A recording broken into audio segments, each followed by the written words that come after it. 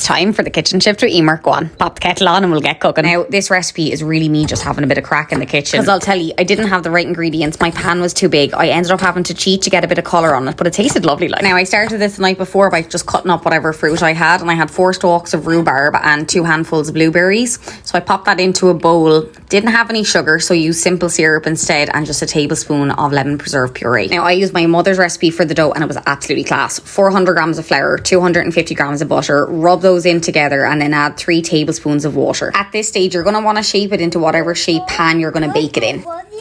Now, after I made my dough, I just popped it in the fridge for over an hour. But before I start to roll it out, I just want to prep my pan. I always keep the paper from my butter in the fridge, just in case I am ever making a tart. And you just try to get into all the crevices. And because it's a non-stick as well, it's not going to stick, I hope.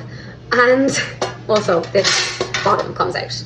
So now, on to rolling out our dough. I'm just going to lightly flour the surface.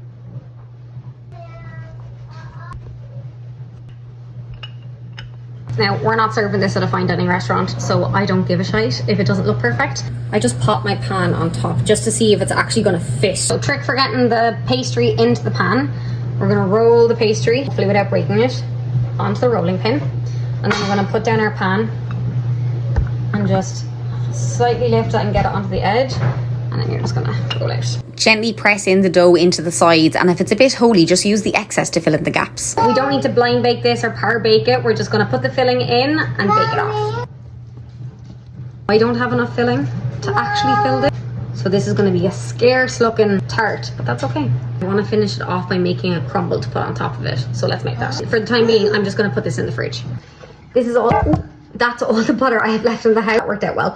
This is all the butter I have left in the house, so this is what we're going to use. There's me crumb, and then I'm just going to add sugar and a little bit of cinnamon. I'm just going to generously pour this crumble over top.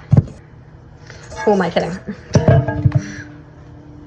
And there we go. This is going to go into a 300-degree oven for just under an hour until the top is completely golden brown. I just love how confident I sounded as well, and I don't know what planet I was living on thinking I was going to get a good colour on this tart in a 300 degrees Fahrenheit oven, but I just broiled it for a few minutes after the hour was up. A good dollop of sweetened cream on top to finish, and go on, pop the kettle on and get cooking. Slán! It's deadly.